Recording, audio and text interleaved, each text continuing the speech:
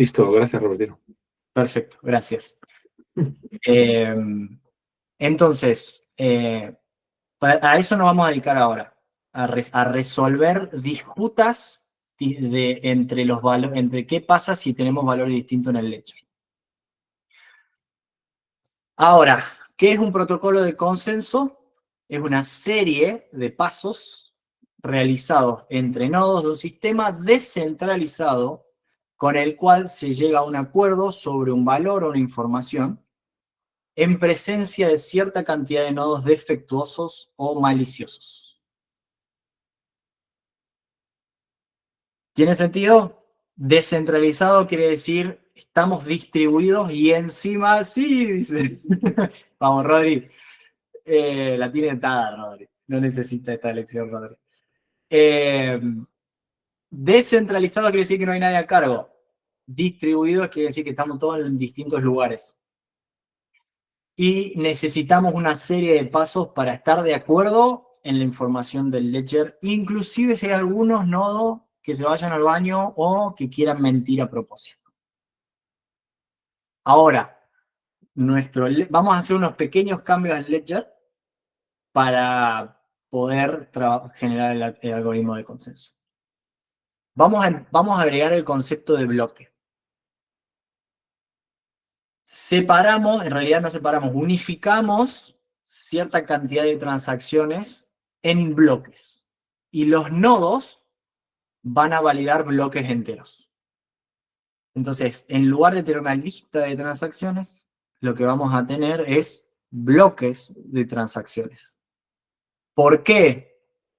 Por temas de comunicación. Si tuviéramos dos computadoras, una al lado de la otra, en la casa de la misma persona, y solo hay dos nodos, no sería necesario crear bloques. Podemos hacer las transacciones porque es súper rápido, y porque es fácil, y porque las rondas no importan, porque estamos al lado, etcétera, etcétera, etcétera.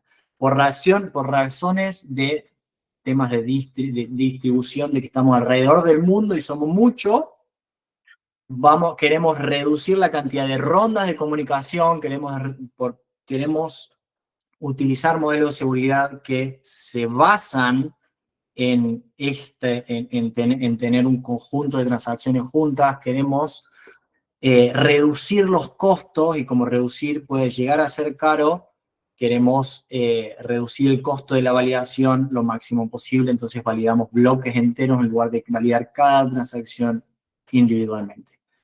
Entonces vamos a juntar las transacciones en bloques. Siguen siendo igual, sigue siendo una lista de transacciones, solo que ahora vienen en bloques. ¿Sí? Ahí tenemos el ejemplo de bloque. No sé si hace falta igual, pero vamos a abrirlo igual. Tenemos un bloque número 1. Esto que dice nonce, vamos a hablar, les voy a explicar qué es cuando hablemos del algoritmo de Proof of Work. Y esto es datos. Entonces yo en este bloque, yo agrego un montón de transacciones. Rodera, Karina, 20 padres, por ejemplo. Y así tengo una lista de transacciones. Y mientras hago toda esta lista de transacciones, una vez que termino, voy a calcular un hash que va a depender de toda esta información. Eso es lo que quiero que les quede. Vamos a explicar bien cómo se calcula el hash, cómo es todo esto y por qué, pero lo que quiero que le quede de este pequeño detalle que vimos recién como medio adelantado es, este hash depende de todas las transacciones previas y del número de bloques. Entonces, volvemos acá. Y ahora, tenemos un montón de bloques con transacciones. Y seguimos con lo mismo de antes. Yo hago una transacción, la firmo y después la mando, y el validarlo tiene que firmar, y para verificar y firmar, etc. Pero tenemos un problema. Porque estamos distribuidos, tenemos un problema. Puede pasar de que las transacciones lleguen en distinto orden. Porque yo estoy en Portugal y me hago una transacción y al nodo de España le llega antes que al nodo de Argentina. Entonces, al nodo de Argentina le llegan 2 o 3 transacciones antes y después la mía, y al nodo de España le llega la mía y 2 o 3 después, y hay como una diferencia ahí de orden. Entonces, ¿qué puede pasar con esa, por esa razón? ¿Qué puede pasar? Bueno, ahí les voy a mostrar. Necesitamos tener un orden global de las transacciones. ¿Por qué? Porque imagínense que generamos un nodo, genera este bloque. Alice tiene 0 monedas. Y David le pasa a Alice 100. Y la firma como corresponde. Todo bien. David tenía la plata, así que está todo bien. Alice ahora tiene 100 y le manda 80 a Bob y la firma. Todo bien. Y Alice ahora le manda a Charlie 70 y la firma. Todo mal. Alice solo tiene 100. No puede mandarla de 70. Entonces, ¿qué hago? La descarto y mando el bloque, comparto el bloque solo con las primeras 2 transacciones. Pero ¿qué pasó? En el otro lado del mundo, a otro le llegó que Alice mandó a Charlie 70 primero y después que Alice le mandó 80. Entonces, ¿qué hace ese no bloque? Bueno, me dice, no, mira, Alice no tiene la plata, entonces se la rechazo, la elimino del bloque y mando este bloque al mundo. El problema surge de que ahora no sé si Alice tiene 20 o 30 monedas. Porque un bloque me dice que tiene 30 y el otro bloque me dice que tiene 20. Entonces, cuando Alice le quiere mandar a Eve 30, ¿qué hago? ¿Lo acepto o no lo acepto? No tengo forma de saber. Entonces, ¿cómo resolvemos este problema? Tenemos que forzar un orden que no se pueda romper ni mentir. Como sabemos que funciones criptográficas no te dejan mentir y no se pueden romper, por lo menos no sin el quantum computing, y depende del algoritmo aún así, vamos a usar un orden criptográfico global. ¿Cómo hacemos eso? Se entiende el problema. Si alguien no entiende el problema, porque es importante también que avise. ¿Cómo lo solucionamos? Lo que vamos a hacer es, como queremos un orden criptográfico global, lo que vamos a hacer es el hash del último bloque es parte del bloque actual. Entonces, yo voy a tener el bloque 1, que tiene 2 transacciones, y a partir de toda esta información voy a generar un hash. Eso quiere decir que yo no puedo generar este hash si yo modifico cualquier transacción, el orden, el bloque, nada. Todo tiene que ser exactamente igual que lo que lo mostré recién para que se pueda generar este hash. Y ahora, cuando yo quiero agregar un nuevo bloque, lo que voy a hacer es, voy a usar el hash resultante del bloque anterior como parte del nuevo bloque. Entonces, cuando yo calcule este nuevo hash del nuevo bloque con la nueva transacción, como el hash del bloque anterior es parte de ese bloque, este hash del bloque 2 va a depender del hash del bloque 1. Exactamente, por eso es chain. Exactamente. Entonces, de esa forma, yo estoy forzando criptográficamente hablando que bloque 2 venga después del bloque 1. Y no solo eso, también estoy forzando de que no haya un bloque entre medio, porque habría otro hash distinto. Entonces, al hacer esto, bloque n más 1, en este caso 2, cualquier bloque n más 1 es imposible de obtener sin bloque n, porque yo necesito ese hash, y para tener ese hash, yo necesito todo el bloque anterior y calcular ese hash y meterlo en el bloque 2. Entonces, es imposible tener bloque n más 1 sin bloque n. Lo que quiere decir de que bloque n más 1 tiene que estar sí o sí después de bloque n. No puedo hacer bloque 2 antes que bloque 1, porque no me coinciden los hashes. Entonces, el orden es inmutable. Y también es imposible insertar, eliminar o modificar los bloques, porque eso me cambiaría los hashes también. Entonces, estoy forzando un orden inmutable de las transacciones a través de apuntar al hash anterior. ¿Tiene sentido? Pero el hash de cierre de bloques no puede variar la distancia. Sí, hay pasado cosas. Si alguien quiere preguntar, que pregunte directamente, y si no, voy a leer la pregunta de Agustín. Pero el hash de cierre de bloques no pueden variar según la distancia de los nodos, es decir, si se cargan por transacciones antes de un lugar que del otro. ¿Cómo funciona el orden? Perfecto, buena pregunta, Agustín. Muy buena pregunta. Lo que pasa es que tenés un bloque distinto. Y ahora vamos a ver, lo bueno es que si vos generaste un bloque a partir de un hash, están todos de acuerdo de que el hash anterior es el bloque que va. Ahora, si a vos te llegaron transacciones diferentes que a otra persona en otro lado del mundo, vas a generar un bloque nuevo distinto. Entonces ahora tenemos que ver cómo hacer para elegir entre esos dos bloques distintos. Y vamos a ver cómo hacerlo, pero muy buena pregunta.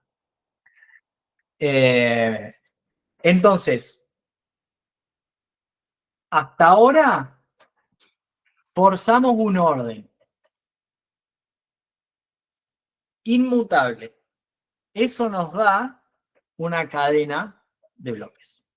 Entonces, ahora el ledger es una cadena lineal de bloques. Cada nodo tiene su copia de la cadena y tenemos el bloque génesis, que sería el primero de todos los bloques. Todas las blockchains tienen un génesis, que tiene un valor inicial, un hash inicial. Y el bloque 1 va a apuntar al hash, al bloque inicial, y va a tener ciertas transacciones y va a generar un hash 1. El bloque 2 va a apuntar al hash 1 y el bloque 3 va a apuntar al hash 2 y así se va a ir haciendo una cadena de bloques. Y eso es el ledger. Eso es el ledger. No tiene más. El ledger en sí es solo un montón de bloques con transacciones adentro que usan criptografía para que no la puedas modificar sin que te falle validar el bloque. ¿Tenemos preguntas? Sí, Ernesto. Yo quería consultar, ¿el bloque refiere a una determinada cantidad de transacciones o eso es indistinto? No, buena pregunta. No es indistinto, el bloque tiene un tamaño máximo. No, en general, o sea, la estructura de blockchain no necesariamente enfuerza un tamaño o una cantidad de transacciones específica. O sea que vos podrías hacer una blockchain donde tenés que tener sí o sí 10 transacciones y listo. Y cuando las tenés haces un bloque. Pero no es necesario. Lo que sí se hace es se limita el tamaño del bloque por temas de que se propague lo suficientemente rápido como para que llegue antes o llegue lo suficientemente rápido para que no se generen un montón de cadenas en paralelo porque no están escuchando los bloques de otra gente. Eso se llama un fork y lo vamos a ver tipo en la siguiente diapositiva, pero lo que se hace es, sí, ahí tiene limitaciones de tamaño que dependen más que nada de cuán grande puede ser sin sacrificar propagación en todo el mundo, para que le llegue el bloque rápido en menos de 5 segundos a toda la red entera. Y hay un juego ahí, hay un juego. Si vos todos los nodos están todos en tu casa, puede ser bloques enormes, total, te lo mandás ahí al lado. Claro. Si hay muchos nodos, tiene que ser más chiquito para que se propague más rápido y así se va jugando.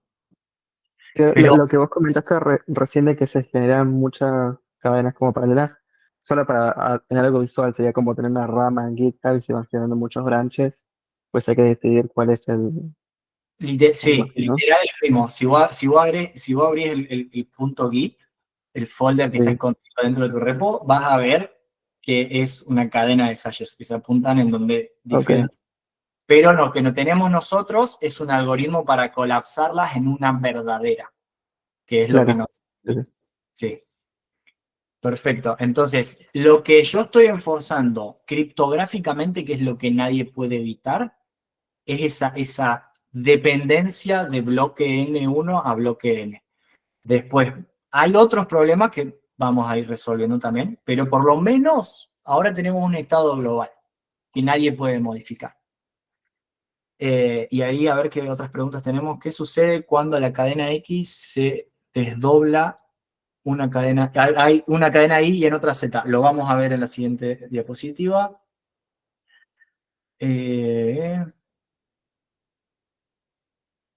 Sí, bien.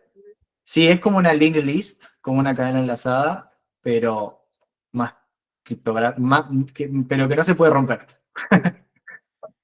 Eh, sí, bueno, perfecto. Vamos con, bueno, está la demo, súper rápido.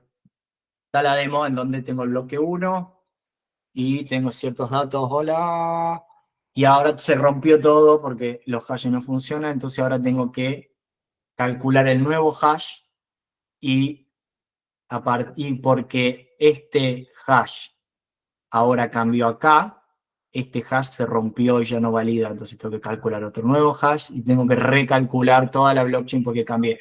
Por eso yo no puedo inventarme mi propia blockchain, porque en el momento que yo cambié una transacción y ponerle que la firma la transacción porque es mía, ahora el bloque que sigue tiene que validarla y si es una transacción fraudulenta, no la va a validar, entonces ahí quedó. No se pudo propagar más porque yo no estoy a cargo de este. ¿Entendés? Entonces, ya está, se terminó ahí, no pude mentir. Si está todo correcto y soy honesto en las transacciones, este lo va a validar y después el otro que sí lo va a validar y se va a ir así validando la cadena. Ahora, ¿qué pasa? ¿Qué puede pasar? Yo estoy forzando una dependencia, pero la estructura de datos con hashes que apuntan al hash anterior no impone técnicamente una línea, una cadena. ¿Por qué? Porque yo puedo tener, en este caso, Génesis, el bloque 1, que sigue lo que nosotros vemos, y también tengo el bloque 2, 2A y 3A, que también siguen correctamente todo lo que tenemos que hacer. O sea, el bloque 2A apunta al hash 1, el bloque 3A apunta al hash 2A, todo perfecto.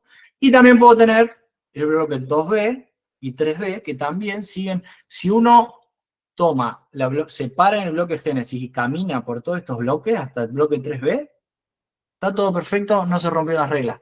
Y acá, si camino hasta el bloque 3A, está todo perfecto, no se rompió las reglas. Entonces, puedo tener dos blockchains en paralelo y no se rompieron las reglas. Criptográficamente está todo ok. ¿Cuál es el problema con tener dos blockchains en paralelo? El problema es que esto se le llama fork, que se divide. Si yo tengo n mayor a un fork, quiere decir de que tengo n mayor a una realidad, n mayor a 1 realidades paralelas.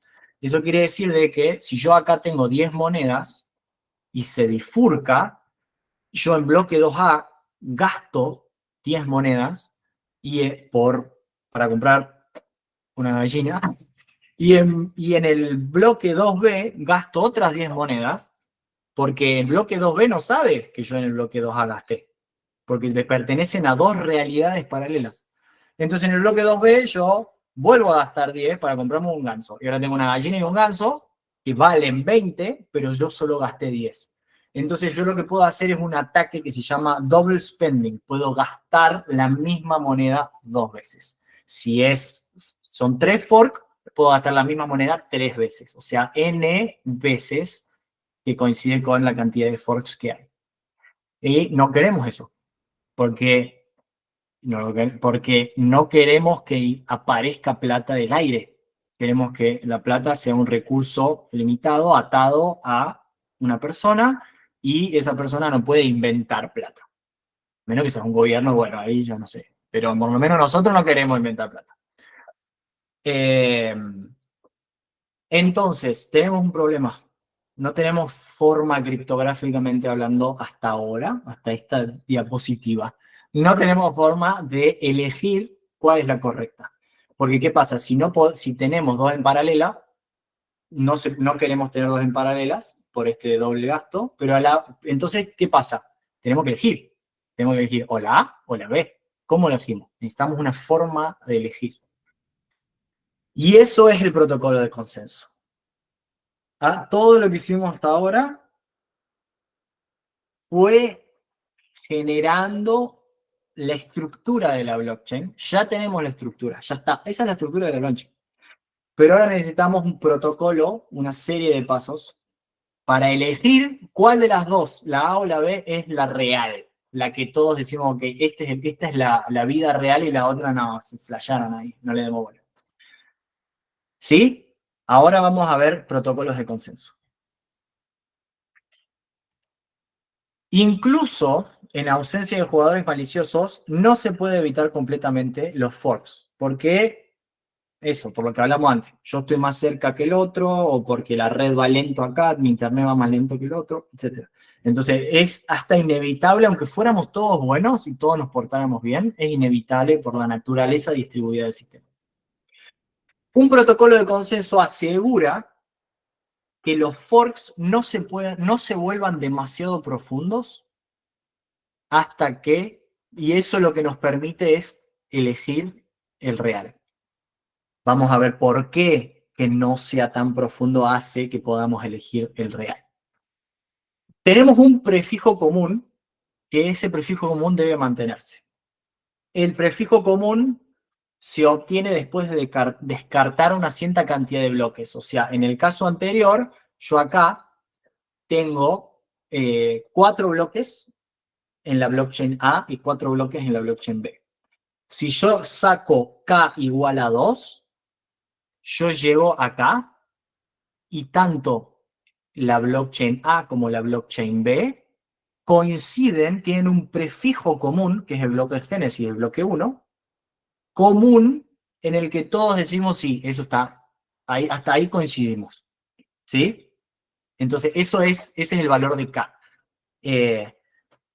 El prefijo común debe mantenerse después de descartar los últimos K bloques, la K esa es un parámetro que depende del protocolo. Después de descartar los K últimos bloques, cada blockchain en paralela tiene la misma versión de la blockchain. O sea, todos coincidimos de un punto al pasado, estamos todos de acuerdo. El derecho de crear bloques va a estar ligado a algún activo que en su mayoría pertenece a partes honestas. Esto es algo necesario para nuestro protocolo. ¿Qué quiere decir? Nosotros tenemos algo que nos permite crear bloques y ese algo tiene que en su mayoría pertenecer a partes honestas. Eso es algo de lo que no nos podemos escapar. Si ese algo en su mayoría pertenece a partes deshonestas, se pudrió todo, básicamente, no sirve. Por eso mismo es tan importante que sea que sea el protocolo de consenso, ese activo esté distribuido de una forma en la que nadie tenga más del 50%. Aún con los protocolos existe la probabilidad de hackeo. Depende a qué te referís hackeo, pero todo lo que es software existe la posibilidad de hackeo. Se trata de reducirla, o sea, se toma ciertos axiomas y a partir de esos axiomas se deriva que es seguro. Entonces, nosotros vamos a tomar, por ejemplo, para la blockchain, un axioma de la blockchain es las funciones de hash son irreversibles. Y tienen todas estas propiedades que vimos hace un ratito. Entonces, basados en ese axioma, yo derivo todas estas propiedades que no serían hackeables de la blockchain. Ahora, si el axioma está mal, ahí todo lo que deriva de los axiomas esos se rompe, básicamente. O tiene la posibilidad de romperse. De la misma forma en la que, básicamente así funciona todo, no solo la blockchain, tipo, cualquier sistema que te dé algún nivel de garantía tiene axiomas de los cuales se agarra para derivar la garantía esa. Entonces, no es posible descartar hackeo en nada que sea virtual, básicamente. Nada, es imposible descartarlo al 100%, pero podés hacer una aproximación tan cercana a cero que podés asumir que es cero. ¿Sí? Entonces, un axioma es eso. Otro axioma es de que básicamente el axioma de los hashes es el que nos basamos en cero. El otro axioma que estamos tomando ahora, perfecto, muchas gracias. El otro axioma que estamos tomando ahora es que la mayoría de la red es honesta. Eso es un nuevo axioma que no es criptográfico. Es un axioma explícitamente creado para blockchains. Para Bitcoin, el axioma usa el protocolo Proof of Work de poder de cómputo, en donde se asume que el 51% del poder de cómputo no pertenece a la misma persona y pertenece a nodos honestos. Para Proof of Stakes, más o menos lo mismo, pero con otra metodología que vamos a ver ahora. Entonces, consenso mediante Proof of Work.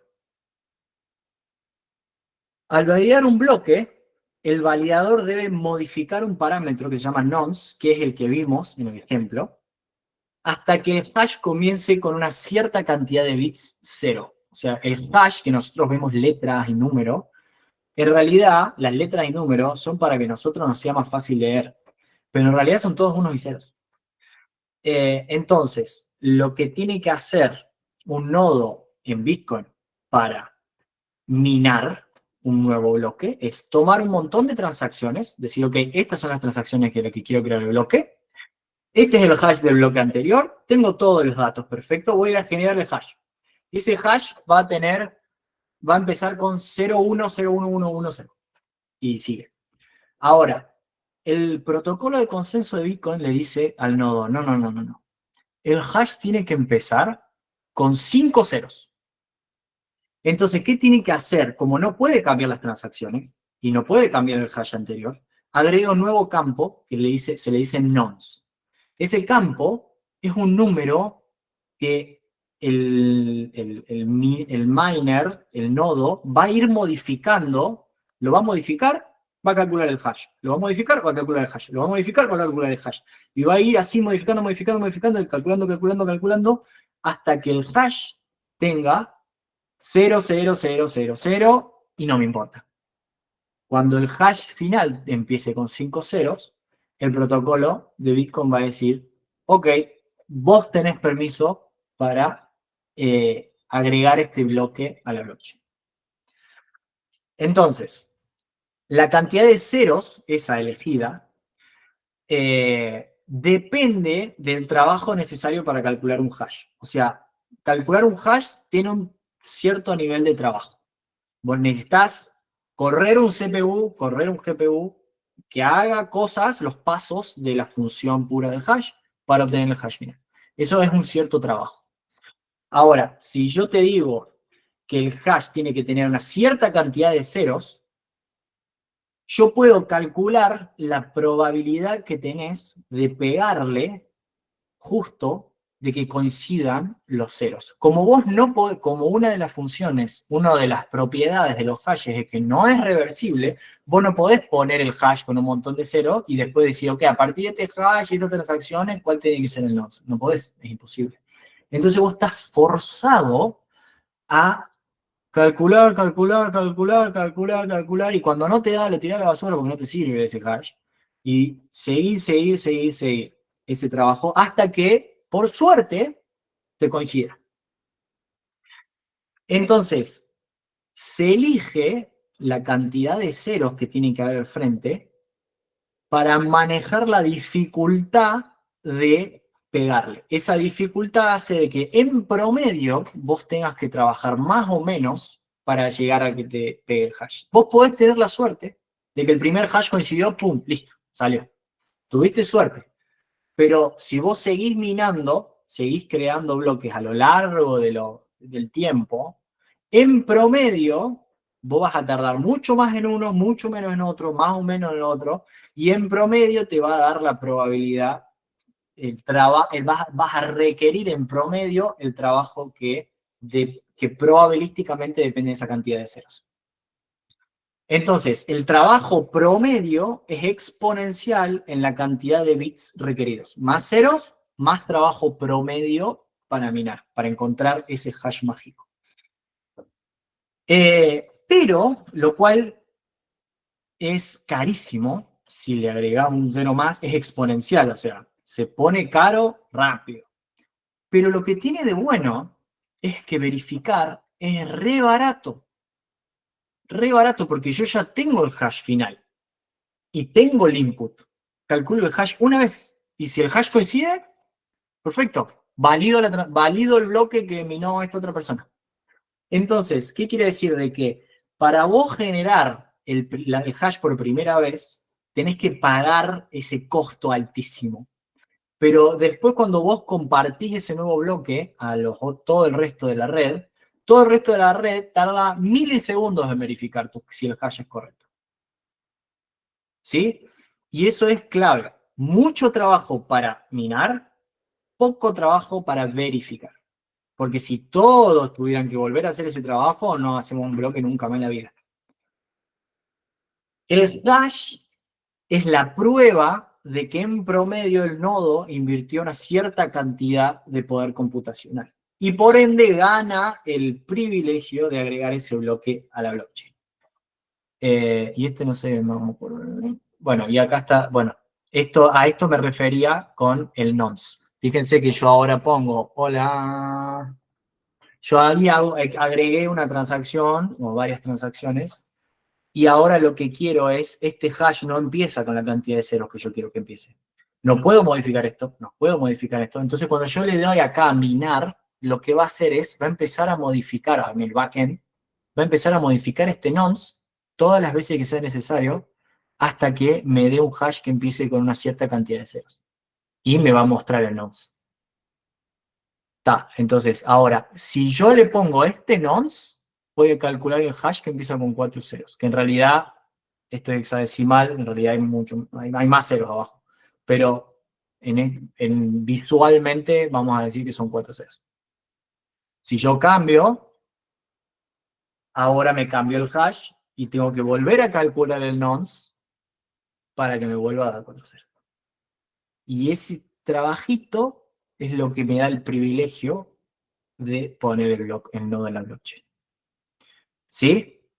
¿Dudas hasta ahora? Vamos a ver ahora los pasos del protocolo. ¿Pero alguna duda de lo que acabo de decir hasta recién? Fíjense de que todo depende de las cosas que vemos, de las propiedades criptográficas que veníamos viendo de antes. Si eso no se cumple, todos los rotos se rompen. Bien, parece que están todos de acuerdo. El protocolo de Bitcoin simplificado. ¿Cómo hacemos para crear un bloque nuevo? Primero, se envían nuevas transacciones a todos los nodos. Todo el mundo que quiera hacer transacciones, yo quiero hacer una transacción, yo le voy a mandar mi transacción a todos los nodos para que alguno lo encuentre, me la agrega a un bloque. Cada nodo junta todas esas transacciones en un bloque, le vamos a decir un bloque B1. ¿Sí? Ahora tenemos un bloque que contiene las transacciones. Ahora, cada nodo trabaja, hace modificar ese nonce y calcula el hash hasta que encuentra ese hash H1 que tiene la cantidad de ceros que necesitamos. Una vez que encontró ese H1, el nodo ese va a difundir, va a compartir ese nuevo bloque B1 con el hash H1 a todo el resto de nodos. El resto de nodos va a recibir ese bloque B1 y lo aceptan solo si verifican las transacciones están correctas, calculan el hash y el hash tiene esa cantidad de ceros al principio. Si no, algo de todo eso no coincide, lo rechazan. El resto de nodos, ahora que tienen este nodo B1, va a expresar que lo aceptan ese bloque B1 usándolo como el hash del nodo del bloque anterior. Esos nuevos nodos tienen otras transacciones que quieren agregar a la blockchain, y entonces lo van a juntar en un nodo en un bloque B2, y van a empezar a calcular el nodo H2 con el H1. Pero ¿qué pasa? Dentro tienen el hash del nodo B1. Entonces, así es como el resto de nodos expresan que el nodo B1 fue aceptado, trabajando en un nuevo bloque apuntando al bloque anterior, al bloque B1 en este caso. ¿Sí? Y ese link ya lo abrí antes, es la blockchain que vimos antes. Entonces, este es el protocolo, así funciona Bitcoin. Y así funcionan a grandes rasgos todas las blockchains de Proof of Work.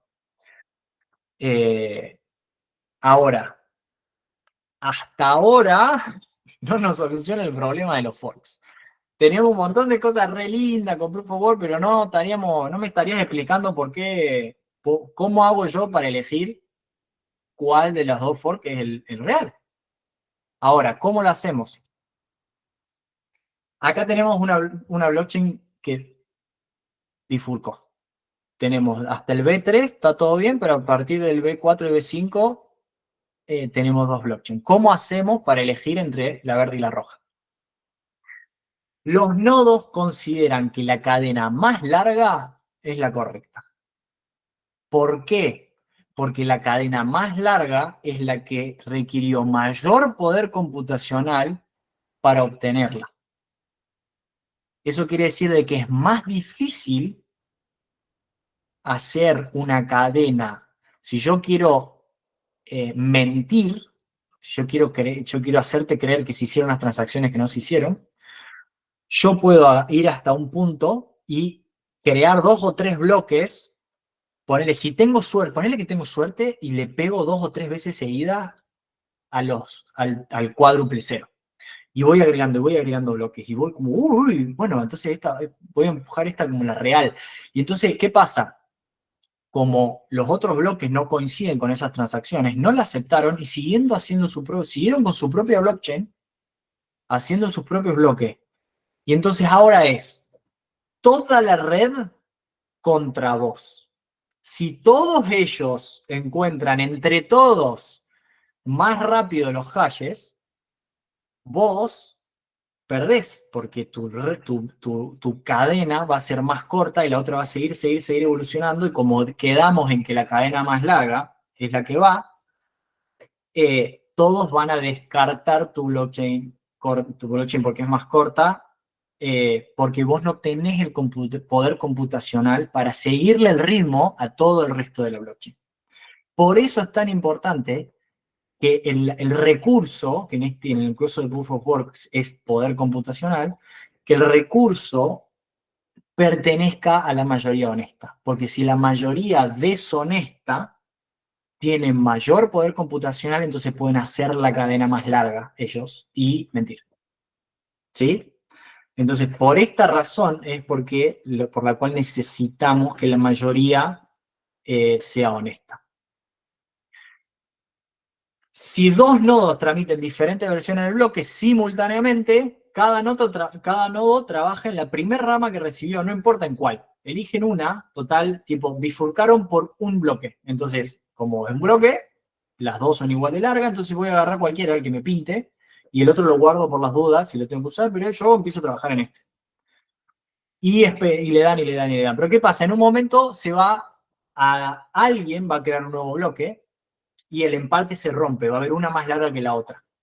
En el momento que se rompe el empate, el que estaba trabajando en el bloque que pertenece a la más corta, tira ese bloque, agarra el último bloque de la más larga y empieza a trabajar.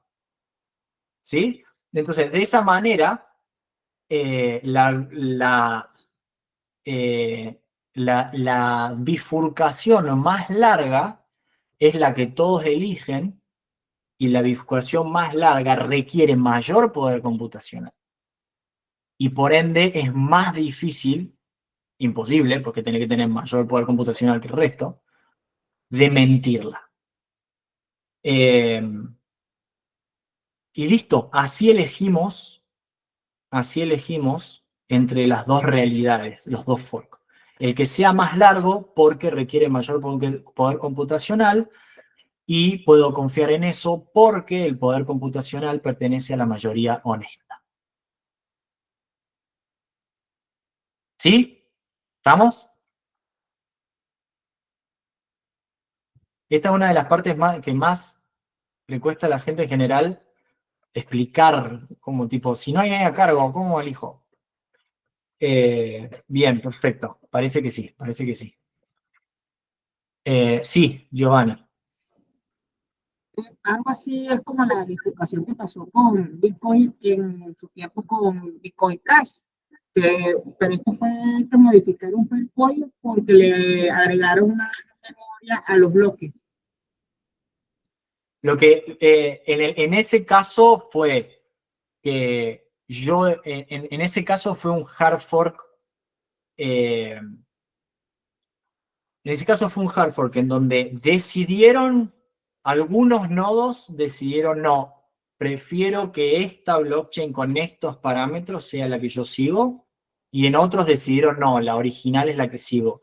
Y en ese caso lo que se hizo fue, básicamente ahora tenés dos blockchains distintas. Estas dos blockchains comparten un prefijo, pero todas estas reglas de las que hablamos recién, ahora cada blockchain las imparte sobre sus propias bifurcaciones. O sea, Bitcoin Cash va a tener sus bifurcaciones internas y las va a resolver de esta forma. Y además, Bitcoin va a resolver sus bifurcaciones internas de esta forma también. Sí, Mario. Acá la elección que se hace es porque, o sea, la elección de los nodos.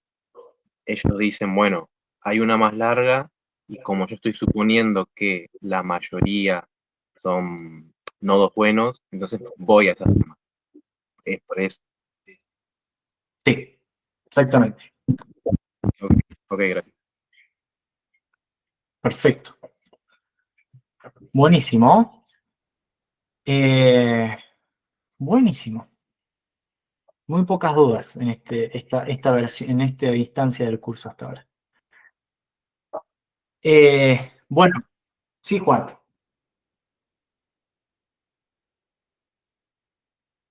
Juan Sierra, ¿querés preguntar?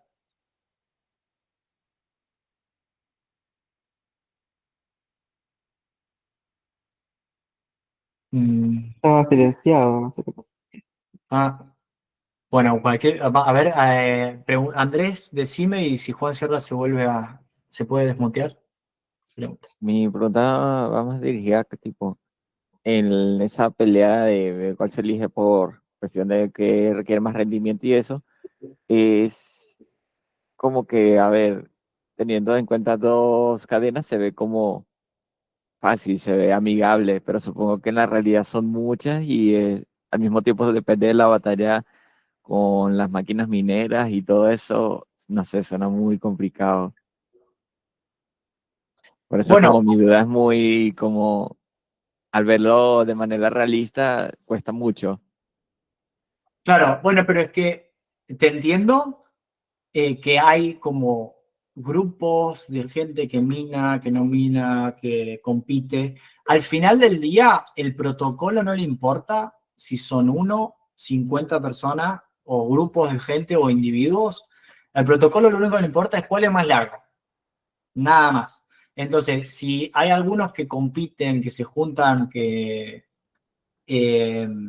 por ejemplo, si hay dos o tres grupos que deciden, bueno, vamos a juntarnos a hacer una super mega pool y vamos a tener 80% del poder computacional de Bitcoin y vamos a minar, en ese caso, tu axioma va a depender, o sea, tu nivel de seguridad de si confías o no confías en la blockchain depende en si confías o no confías en esas tres personas, porque esas tres personas son la mayoría.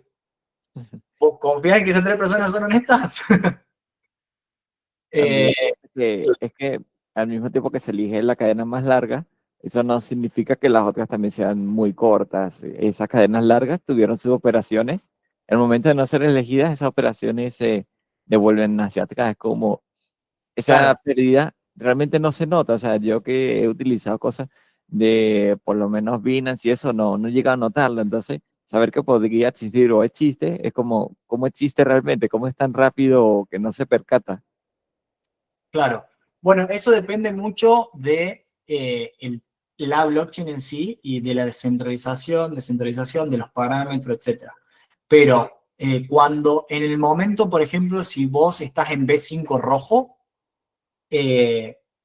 vos hiciste una transacción, suponés que pasó porque la viste en la blockchain y seguís tu vida y resulta que se descartó. Ese descarte se le suele llamar rollback.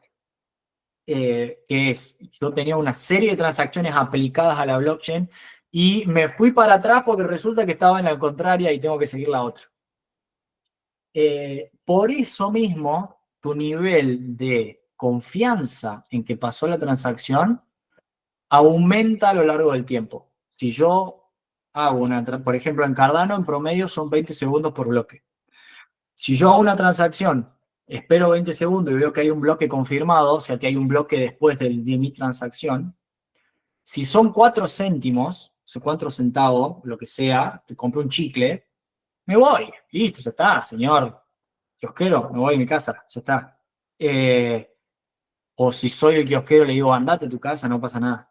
Pero si estoy comprando un Ferrari y voy a esperar 5 o 6 bloques más, por la duda que haya un rollback, y no le voy a dar la llave de Ferrari que se vaya y que resulta que hubo un rollback y se quedó con la guita y el Ferrari. Entonces hay un juego ahí. Hay algunas blockchains que son más centralizadas, entonces tienen menos rollback. Hay otras que tienen parámetros distintos, que tienen más, menos rollback, depende. En general, un par de minutos, por lo menos en Cardano, un par de minutos y ya tenés suficientes bloques como para tener 99,9999% de seguridad y te olvidas. Por Ok, esto. creo que lo veo mejor.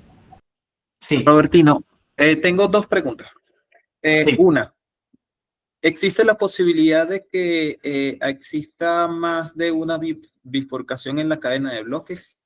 Y la otra es, ¿qué sucede cuando las bifurcaciones tienen el mismo número de transacciones o de bloques, pero son distintos? Por ejemplo, supongamos que llego a B3 y existe la bifurcación donde tengo B4 y B5 verde y B4 y B5 rojo.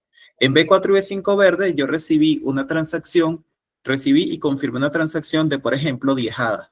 Pero en B4 y B5 rojo recibí y confirmé una transacción de 100 hadas. Y ambas tienen la misma cantidad de proceso de cómputo. ¿Cómo determinan los nodos cuál es el proceso o el protocolo de consenso, cómo se aplica en ese caso cuando la capacidad de cómputo es similar o cuando las transacciones son similares y si existe más de una bifurcación, bueno, en este caso, si existen más de 2 bifurcaciones dentro de la cadena? Bien. Bueno, sí pueden existir N bifurcaciones en la cadena. No hay limitación de la cantidad de bifurcaciones. Lo que el algoritmo de consenso te asegura es de que ninguna va a ser más profunda que K. K es un número, 5 puede ser, 7, 42, no sé. Pero depende de la blockchain, depende de lo que quiera. Entonces, lo único que te asegura el protocolo de consenso es que no va a haber ninguna bifurcación que no sea la real más larga que K bloques. Eso es lo único. Pero la cantidad de bifurcaciones puede haber 10. Eso por un lado. Por el otro lado, ¿qué pasa cuando el costo? Si yo miné B5 rojo y resulta que era la equivocada, mala suerte. Perdí el poder de cómputo. Ese costo está tenido en cuenta como parte de los costos de correr el nodo. Validar un nodo que no termina siendo parte de la blockchain, por lo cual todo lo que yo haya ganado no contó. Es parte de la economía de entradas y salidas que tiene en cuenta un nodo cuando se elige si quiere minar o no minar en esa blockchain. En Disculpa, cuanto, Robertino. sí, Y con respecto a ese punto que estás tocando, ¿con cuánta frecuencia sucede, se presenta esa situación? depende de la blockchain. Es relativamente regular que haya pequeñas bifurcaciones de 1 o 2 bloques. Es raro que haya de 3 bloques. En general, estoy hablando de las blockchain más usadas. No sé qué hace otra blockchain nicho que no conozco, pero Cardano, Bitcoin, Ethereum.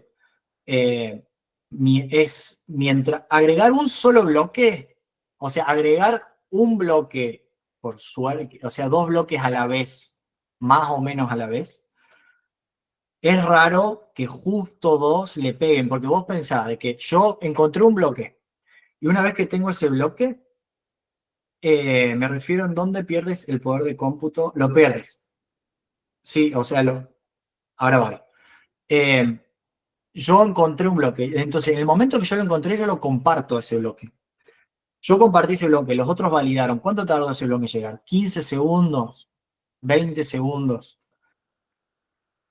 Qué mala suerte de justo encontrar el otro hash, porque va a haber otras transacciones, en esos 20 segundos antes que llegue el otro bloque. Ya es muy complicado. Y encima que pase de vuelta y de vuelta y de vuelta es complicadísimo. Entonces la probabilidad de que vaya pasando recursivamente baja, pero fuertísimo. Entonces podría pasar que haya 1 o 2 bloques, 3 bloques ya complicadísimo, Cardano, Bitcoin, y ya más de eso es raro. Es raro. Y los costos se pierden. Si minaste el bloque que no correspondió o que no siguió la gente, perdiste el poder de cómputo, tenés que moverte a la actual más larga y empezar de vuelta. Y lo perdiste. Y estoy viendo acá los mensajes que están... Oh, Ernesto, había levantado la mano antes. No, mi duda era parecía, yo preguntaba, por ejemplo, que se hace una transacción que termina en este caso B4 rojo, después continúa el bloque, se descarta, entonces la transacción tiene que aparecer en un bloque nuevo, en un supuesto, no sé, B8 naranja, por ejemplo, o de B7, porque tiene que ser un nuevo hash que tiene que contener el de B7. Todo eso es tiempo que es lo que demora, en fin, en completarse esa transacción, ¿no? Yo hago una transferencia y tengo que esperar todo ese tiempo para... Por eso puede ser que demore la transacción en ser validada, ¿no? Exactamente. Perfecto. Lo que normalmente pasa es que uno no espera, como es raro que te toque un rollback, es raro, lo que normalmente haces es ver la cantidad de bloques que vinieron después del tuyo y cuando ya tenés 3 bloques, 4 bloques después del tuyo, decís, bueno, listo, ya está. La doy como enviada. En el caso de las transacciones que son descartadas, hay sistemas, por ejemplo, en Cardano tenemos la mempool, en donde están todas las transacciones meterlas en la blockchain. Entonces las tenemos ahí dando vueltas y como la gran mayoría tiene esas transacciones, porque en el momento que vos envías una transacción a un nodo, ese nodo, antes de meterla en un bloque, la comparte a los otros nodos para que los otros nodos la tengan en su mempool. Y entonces estos otros nodos la van a ir, la van a ir organizando y metiendo y validando y metiendo y validando. Si tuviste la mala suerte de estar en B5 rojo y se descartó, tenés chance de que otro nodo la haya puesto en B4 porque están en 2 blockchains distintos que ya en realidad pasás de tener 0 confirmaciones a tener 1 confirmación, o tenés chance de que haya quedado en la mempool y se agregue en B8. ¿Se entiende? Sí, sí, y a su vez no se puede reutilizar B4 rojo, B5 rojo porque fueron generados a partir de bloques que son descartados, ¿no? Y se tienen que generar bloques nuevos a partir de B7 y en adelante. Exactamente. Esos bloques a la basura. Las transacciones quedan en la mempool para tratar Claro. de enviarlas de vuelta, pero los bloques a la basura. las transacciones que fueron validadas, podían haber adentro de las transacciones fraudulentas. Claro, o sea, el nodo que hizo B5, ponele, y se da cuenta que descartó, tiene las transacciones que estaban en B4 y B5, se fija si están en la verde, y si no están, la trata de poner después. Si están, las Claro, descarta. claro. Perfecto. Tenemos más preguntas acá. Había una más sobre la diferencia de Proof of Work y Proof of Stake. Contesté a Juan. Ok.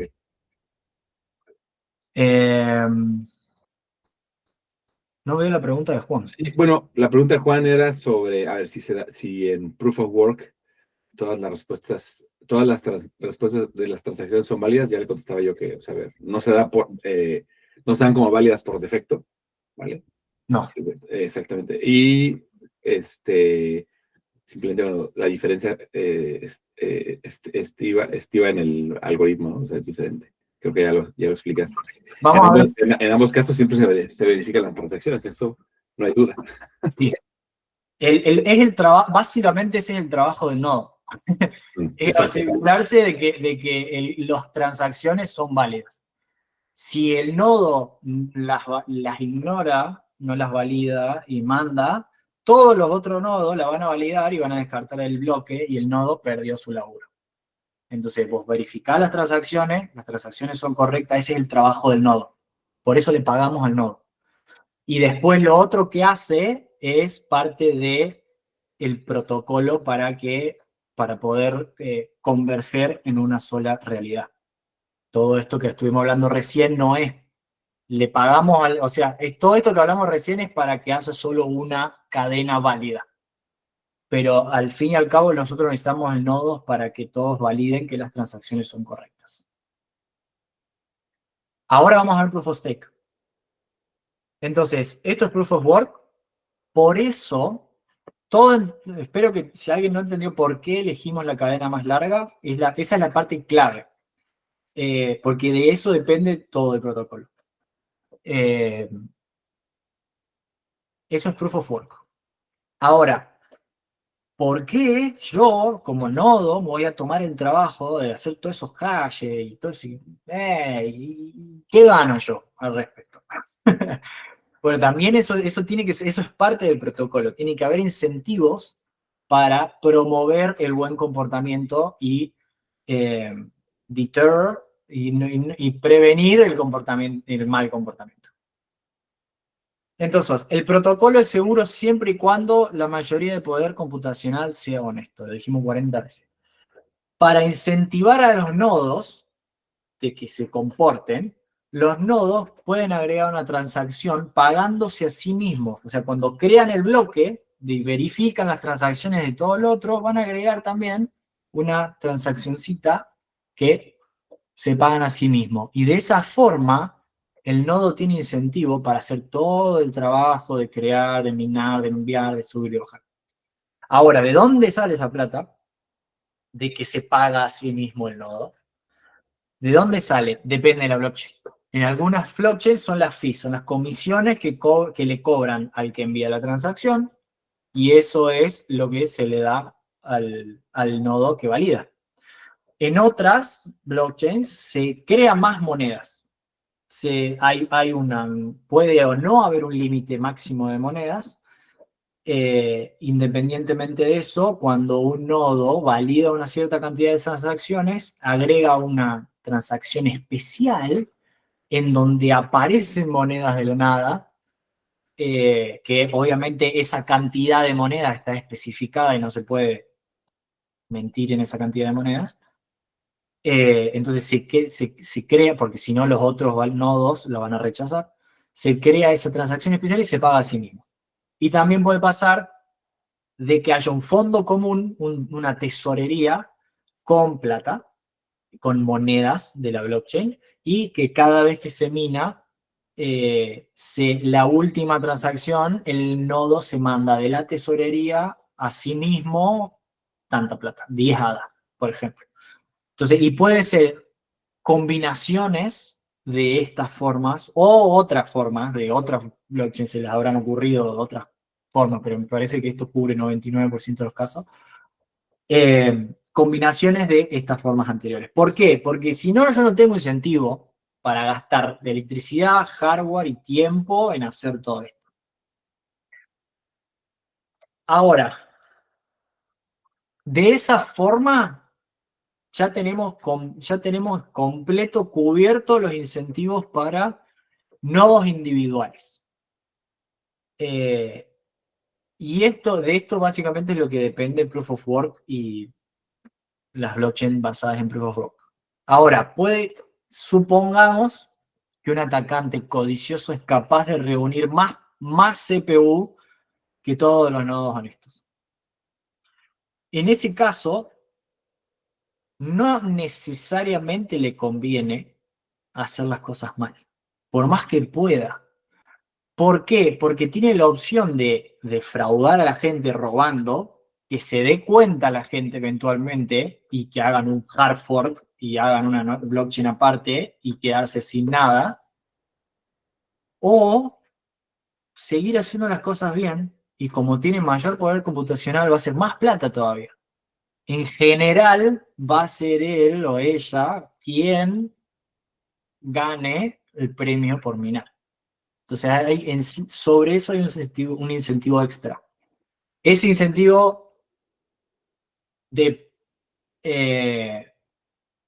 es flaky, no sé cómo decirlo, es inestable. Entonces, no deberíamos depender de que una, dos o tres personas sean honestas.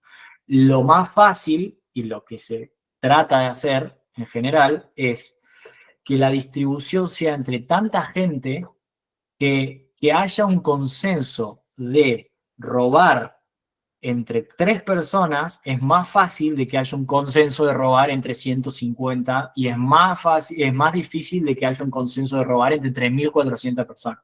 Tenés que convencer a 3.400 personas de que todos hagamos esta transacción falsa a la vez y mintamos.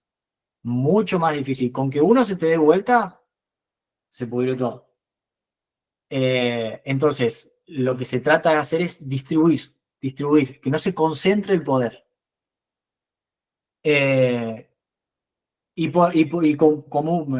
Por último, el incentivo, el balance económico tiene que ser de una forma en la que a cada nodo individualmente, sin importar cuánto poder computacional tiene, le sea más rentable, tenga mayor incentivo económico, que es el único que podemos ponerle reglas. No podemos poner reglas a la ética, pero sí podemos poner reglas al sistema económico, que son números. Debería encontrar, independientemente de tu poder computacional, que si haces las cosas como corresponden y seguís las reglas del sistema, tenés que hacer más plata de la que harías si no seguís el sistema.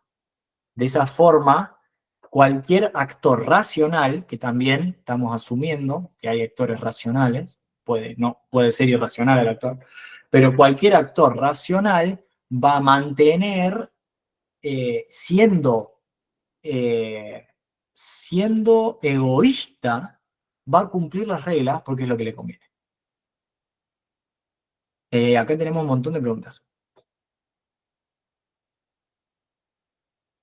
¿Cómo se mide el grado de descentralización de la blockchain? Qué buena pregunta. Hay distintas opiniones. Nuestra opinión creamos un índice que se llama Edinburgh Decentralization Index, que en realidad no lo creamos, o sea, nosotros formamos parte, pero la Universidad de Edimburgo, en Escocia, creó un índice que tiene en cuenta un montón de parámetros, en donde se trata de ser lo más honesto, lo más transparente en cómo determinar el nivel de descentralización de una blockchain. Ahí les compartieron el link al coso. Publicamos un paper peer review sobre cómo por qué el índice es así, qué se tuvo en cuenta, etc. Y lo pueden también ver a los resultados finales del coso, que se va actualizando con el tiempo, porque las blockchain, el nivel de descentralización va cambiando con el tiempo. ¿Hay otros consensos que se usen además de la cadena más larga? Ahí lo vamos a ver, Pablo.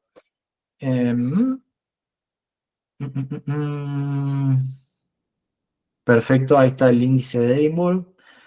Y la verdad que tiene con perfecto sentido el índice de Edinburgh. O sea, no hay forma por cual no usar eso. ¿Hay otros consensos? Sí. ¿Cómo se mide? El consenso de cadena más larga se le dice Nakamoto Consensus porque Nakamoto, el que publicó el paper de Proof of Work de Bitcoin, fue el que lo inventó. Y la verdad que la mayoría de blockchain usa eso. Nuestro consenso Ouroboros usa eso y otra regla más. Pero la regla de Nakamoto, la regla de la cadena más larga de Nakamoto es básicamente la más usada, si no la única en la mayoría de blockchains usadas. O sea, que realmente usa la gente, que tiene adopción. Perfecto. Bien, me parece que están todas las preguntas contestadas. Vamos a seguir. Ahora, Proof of Stake. Eso era Proof of Work, cómo funciona Bitcoin. Ahora vamos a ver Proof of Stake, lo vamos a tratar de ver rápido porque nos quedan 7 minutos. En los ámbitos que vimos, Proof of Stake no es tan distinto que Proof of Work. En ambos casos, tanto Proof of Stake o Proof of Work, se juntan las transacciones en bloque y se validan por bloque. O sea, y hay nodos, ahí le decimos validadores, que son los nodos que validan los bloques. Que todas las transacciones cumplen. Lo que importa es la cadena más larga. Se incentivan a los nodos para que trabajen. Hay un cierto incentivo económico para que a los nodos les convenga trabajar. La diferencia clave es que hay una diferencia. Y esa diferencia genera todas las otras diferencias. Es cómo elegimos a los nuevos líderes. ¿Por qué? Le decimos líderes es le decimos líderes al que tiene el permiso para agregar el siguiente bloque a la blockchain. En Proof of Work, la selección de ese líder del que pone es proporcional al poder computacional. 1. Y el poder al poder computacional no ser algo determinístico, es algo con los hashes. Los hashes son determinísticos, pero no lo podés predecir. Como no podés predecirlo, a cuánto poder computacional vas a necesitar, podés estimar el promedio, pero no sabés si va a ser eso más o menos. Es inherentemente aleatorio. Vos no sabés qué nonce te va a dar el hash que te tiene que dar hasta que lo probaste. Entonces, y lo probaste y no te dio y lo cambias, y lo cambias, y lo cambias. Vos no sabés cuándo vas a poder agregar un bloque. No sabes hasta que te salió. Entonces, esas son dos cosas claves. El Proof of Work lo que importa es tu poder computacional. Mientras más poder computacional, más chances de agregar un node, un bloque, el siguiente bloque. Y si te toca o no ser el bloque líder es aleatorio. Si tenés suerte, si le pegaste el nonce, pero no podés salir de antes. En Proof of Stake tenemos un problema. En Proof of Stake los líderes están basados en un stake, que se le dice una apuesta, que es la cantidad de monedas que tiene un nodo. Yo abro un nodo y compré $1 millón en ADA y puse ese $1 millón en ADA en mi nodo y digo, ok, quiero empezar a validar bloques y mi stake, mi apuesta es $1 millón $1 millón en ADA, o $1 millón de ADA, digamos $1 millón de ADA directamente. Entonces, si hay otro que tiene 2 millones de ADA, esa otra persona va a tener el doble de chances, el doble de posibilidad de que le elijamos como líder. No sabemos si le va a tocar. Puede tocarle 3 veces seguida al de 1 millón y una vez al de 2, pero en promedio a lo largo del tiempo, el que tenga el doble va a tener el doble chances de que le toque. El problema que tenemos, o sea, la gran ventaja es que no hacemos todos esos cálculos, no desperdiciamos ciclos de CPU, ciclos de GPU. O sea, es órdenes de magnitud más barato, lo cual queremos, porque no queremos explotar el planeta mientras hacemos transferencia económica. Entonces, es importantísima esta ventaja y es básicamente es la gran ventaja. No necesitas quemar electricidad y calor y hardware para poder encontrar un hash. Lo haces una vez, o sea, te toca ser el líder, lo calculas, y lo ves, así también todo. Ahora, esa es la gran ventaja. O sea, tenemos un curso de nodos en donde te enseñamos a instalar un nodo en donde Jesse, uno de nuestros compañeros, te enseña a instalarte un nodo en una Raspberry Pi. No necesita más nada que eso. Ahora, el problema que tiene es que no tenemos aleatoriedad. De por sí, si yo tengo el doble que vos, me toca a mí. Tipo, me toca a mí. Yo tengo más que vos stake, entonces yo voy a siempre, el que tenga más, si no inyectamos de alguna forma aleatoriedad, el que tenga más, le toca crear el líder. Entonces yo sé de antemano que soy el líder, entonces puedo manipular la cadena. Lo que necesitamos es aleatoriedad. No queremos que sepa el líder antes de un cierto tiempo previo que le tocó minar, porque de esa forma prevenimos que el líder manipule las transacciones. Entonces, en Proof of Work es inherentemente aleatorio porque no puedes predecir qué hash te va a tocar. Proof of Stake no tenemos aleatoriedad, entonces hay que inyectarla, hay que artificialmente modificar el algoritmo de consenso para tener la aleatoriedad. ¿Cómo hacemos eso? Vamos a dividir el tiempo en slots.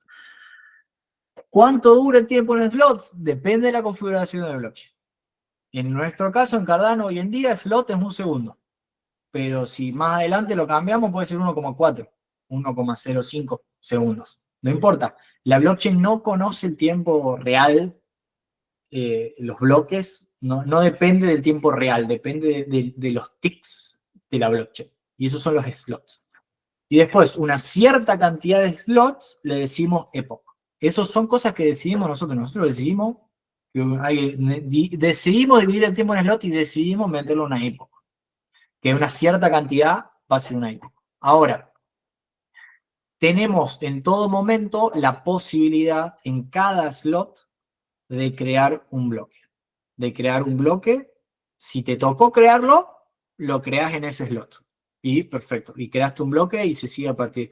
Si no te tocó, si no le tocó a nadie, ese slot queda vacío. Y se sigue, y cuando le toque a alguien, pone un bloque en ese slot. Ahora, el protocolo de consenso, debido a que hay que inyectar esta aleatoriedad y que se usa Proof of Stake en lugar de Proof of Work, tiene un nivel de complejidad un poquito más alto, y los papers de Ouroboros, Classic, Praos, y hay como varias versiones que se fue como iterando al objetivo final, son largazos, es todo un sistema, pero me parece que en un par de diapositivas la idea general va a quedar, y como ya saben, Proof of Work va a quedar. Voy a tratar de terminar rápido porque ya están sobre la hora. Tenemos los slots. Cada rectángulo naranja es un bloque nuevo agregado.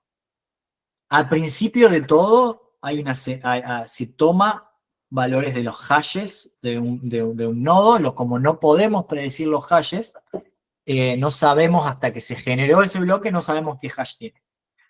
Entonces se va a tomar como una semilla aleatoria y se va a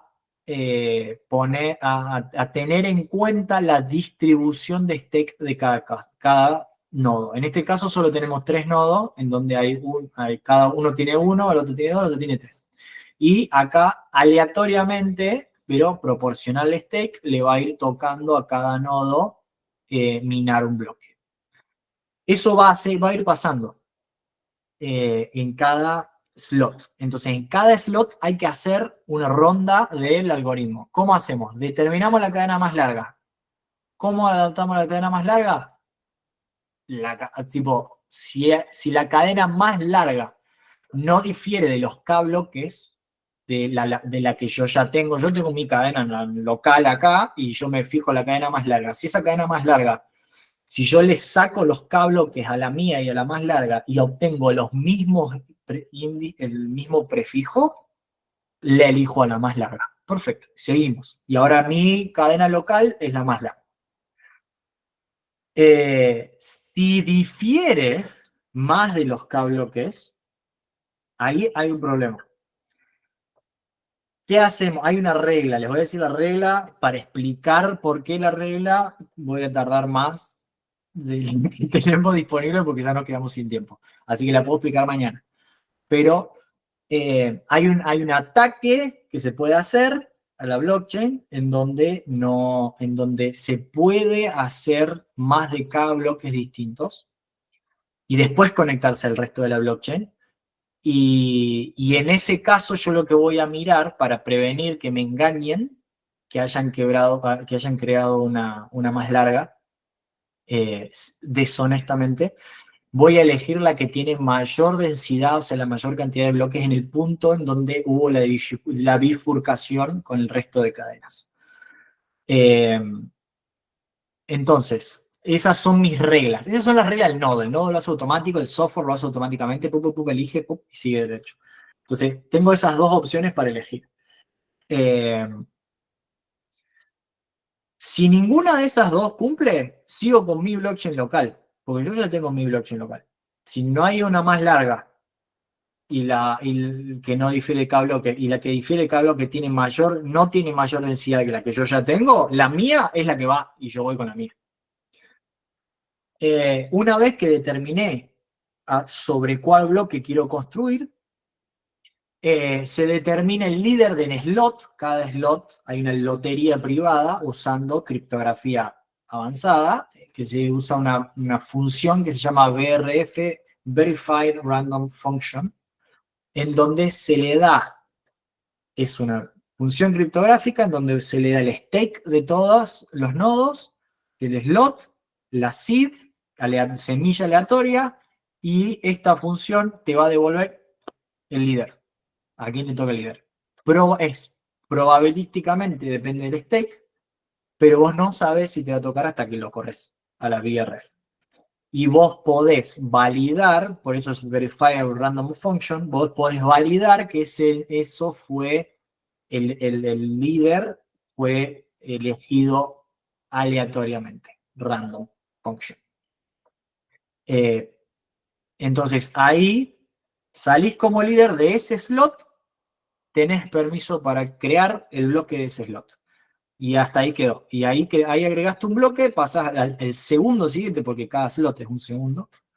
Pasás al bloque siguiente y se vuelve a correr. Volvés a ver si la tuya es más larga o qué sé yo. Una vez que decís, ok, esta, corres la BRF, te da si sos o no el líder slot. Lo más seguro es que no te dé que no, y de vez en cuando, varias semanas te dé que sí. Y depende de tu stake. Y cuando pones, si no, seguís copiando la blockchain más larga. ¿Sí? Y así se hace en cada slot. Después, cuando se llega, el líder del slot, líder del slot, una vez que salís, empacás la transacción en bloque y lo publicas. Una vez que se llega a la epoch, se utiliza información que se generó durante la época anterior y la anterior para crear una nueva semilla aleatoria. ¿Eso qué quiere decir? De que si yo no puedo saber 2 epochs en advance, o sea, si yo estoy en la epoch 30, yo no puedo saber cuál va a ser la semilla aleatoria en la epoch 33. Entonces yo no puedo predecir quién puede llegar a ganar más de la Epoch 32. Ponele. Y ese rango es el rango de...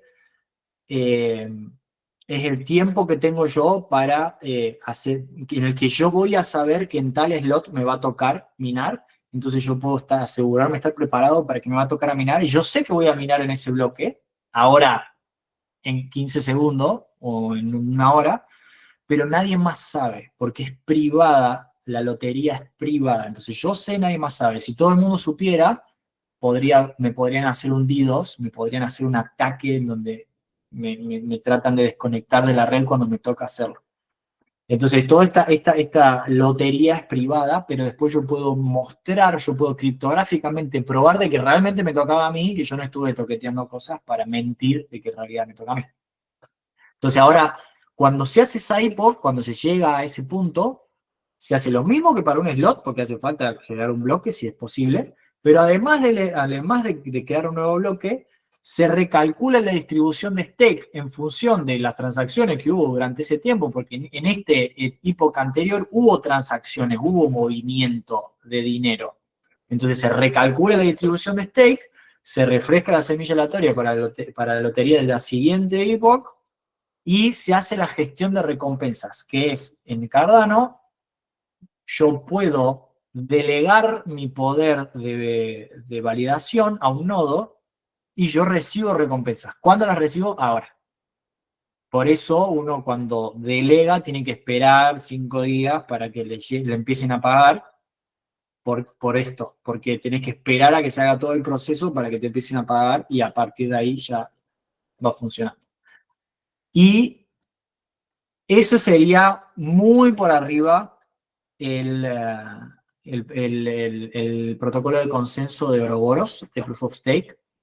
Si alguien tiene dudas, pregúntenme ahora, o si se tienen que ir todos por lo que sea, porque ya me pasé 8 minutos, pregunten en Discord, vamos a estar ahí y vamos a estar respondiendo todas las preguntas. Sí, Ernesto. Yo una pregunta por ahí un poquito más básica. Quería saber dónde vive la blockchain. Es como que hay copias locales todo el tiempo, ¿no? Sí. Bueno, si vos corres tu propio nodo, vos tenés la blockchain entera en tu computadora. Y lo que hace un nodo en realidad es tener la blockchain, que son como 130 gigas, no sé cuánto es ahora, la mainnet, la de Cardano. Bitcoin será otro tamaño, Ethereum será otro tamaño, pero vos tenés una copia local, que es tu blockchain local, y te comunicas con otros nodos para ver qué hacen, si crean nuevos bloques, qué sé yo, si hay un bloque que se acepta, te lo copias a tu blockchain local. Y así vas manteniendo tu copia local. Y cada vez que se crea un bloque local, se publica para que los demás hagan sus copias. Exactamente. Si no, no te Ok, pagan. ok, Sí, perfecto, gracias. perfecto. Un placer. Muchas gracias. Perfecto, perfecto. Bien, perfecto. Parece que están todos contentos. También tenés que tener la génesis en lo local. Sí. En general, sí. Hay que tener la blockchain entera si vos si vos querés validar la blockchain, cuando vos te copias la blockchain entera, revalidás todos los bloques desde el primero hasta el actual. De esa forma vos te asegurás de que esté todo correcto. Si vos confías, la idea es que no confías. La idea es que no confías en nada. Si vos confías, podés copiar los últimos 10 bloques y seguir de ahí, pero el problema es que necesitas tener, o sea, en muchas ocasiones necesitas tener todo el estado completo de la blockchain para poder validar transacciones, porque no sabes si hay una transacción vieja que va a afectar tu transacción actual. Ahora, es que hay una cosa que se llama Active UTXO, que ya hay detalles de implementación que no te los puedo explicar todavía porque todavía no expliqué otros temas, pero yo te los voy a explicar. Y hay una herramienta, por ejemplo, que lo que hace, una herramienta relativamente nueva, que lo que hace es crea un snapshot de este día de la blockchain y le pide a todos los nodos o a la mayoría de nodos que firmen esa snapshot, estado como que frisan un estado en un momento dado y le dicen a todos los nodos de la blockchain, che, ¿están de acuerdo con este estado? Sí, sí, sí, sí, sí, sí. Si todos dicen que sí, vos, si empezás a sincronizar la blockchain de cero, en lugar de agarrar desde Génesis, agarrás desde esa snapshot. ¿Por qué? Porque si esa snapshot fue firmada por todos los nodos, quiere decir de que la mayoría honesta está de acuerdo con este snapshot, con este estado actual de la blockchain. Entonces te podés ahorrar sincronizar todo lo anterior. Es relativamente nuevo el último año y Eso medio. es un prune snapshot. Sí, el snapshot es listo, tipo, te dice el estado global actual de la blockchain, cómo estamos ahora, no cómo llegamos ahora, sino cómo estamos ahora ya. Y lo firman todos. Y entonces vos podés confiar en eso, porque si no confías en eso, tampoco podés confiar en toda la blockchain. De Orestes, sí. Robertino, mira, en principio agradecido por la oportunidad y por compartir este espacio. Lo pregunté por el chat, pero creo que no sé si se alcanzó a leer. Si este material que están ustedes grabando acá, y tanto las diapositivas como la grabación de la clase, la van a socializar a través del grupo de Discord, lo vamos a poder encontrar en YouTube, para poder Sí. hacer repaso, porque por lo menos en mi caso particular, tuve algunas intermitencias con el internet y hay veces en que me costaba un poquito poder retomar.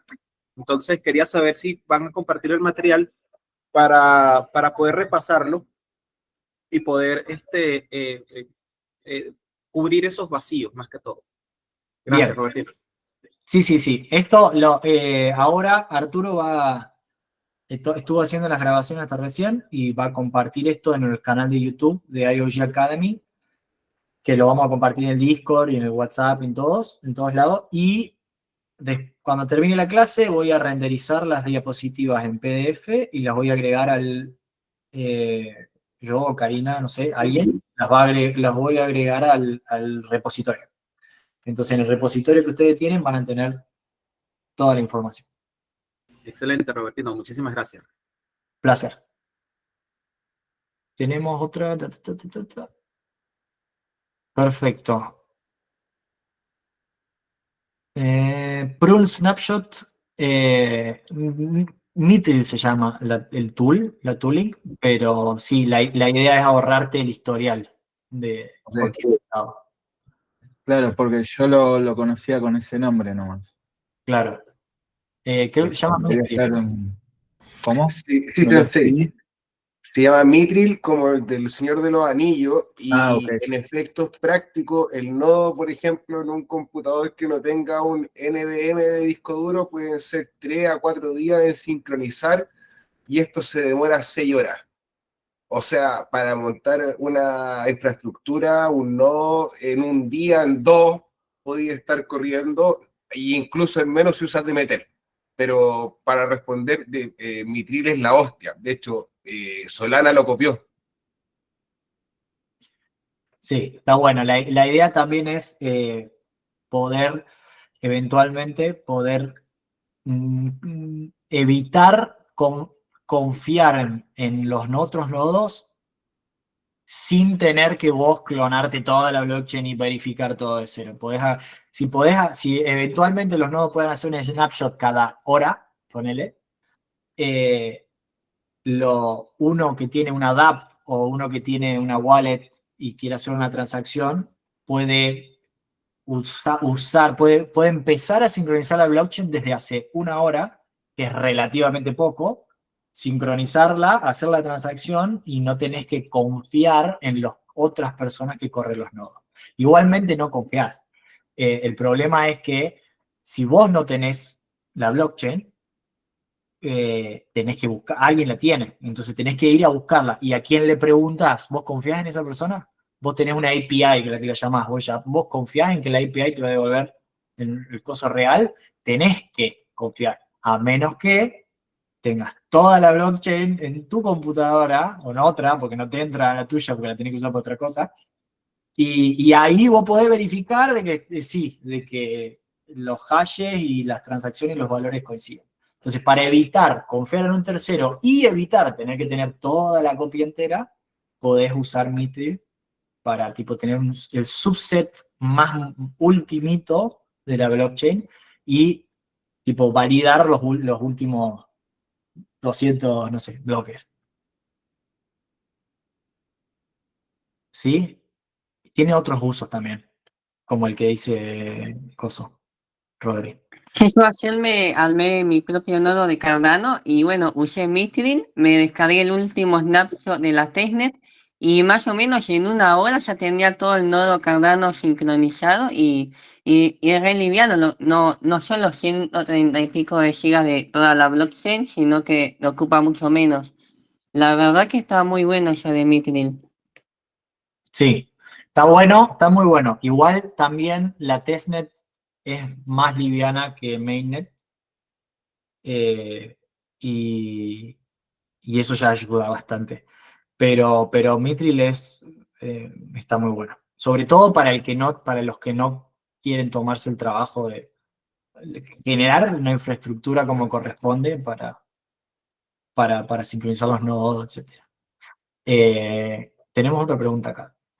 Si se analiza en profundidad los tiempos en los que se dan y generan los nodos, teniendo una capacidad de cómputo apreciable, ¿se pudieran generar aplicaciones que desarrollen actividades con bloques en donde esté alojada información del token monedas digitales?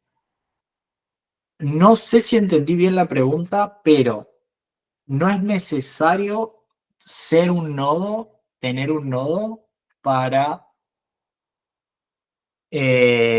hacer un protocolo con tus propios tokens y tus propias reglas. Eso es lo que vamos a hacer nosotros. Con validadores ya podemos crear nuestro propio protocolo con nuestras propias reglas arriba de las reglas de Cardano. Y todo lo que vimos recién es para que la blockchain en sí funcione.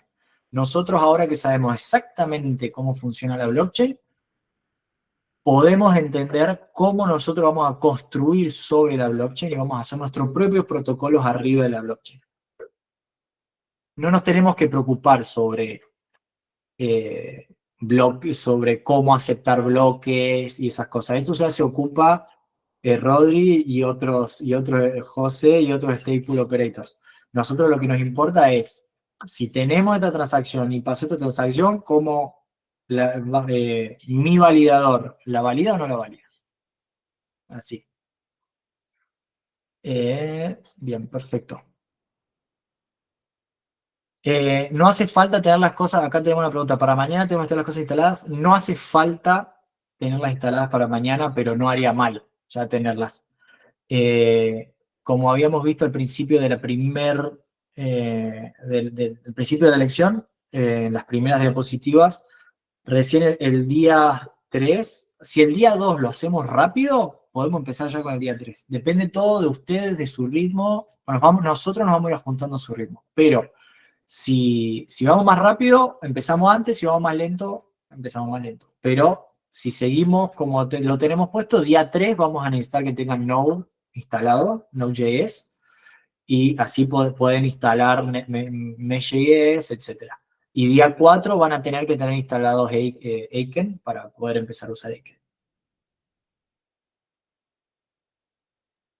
Bien, me parece que esas son todas las preguntas. Si alguien más tiene, ya nos pasamos 20 minutos. Si alguien más tiene alguna otra pregunta, por favor, pregúntenla en Discord, vamos a estar ahí.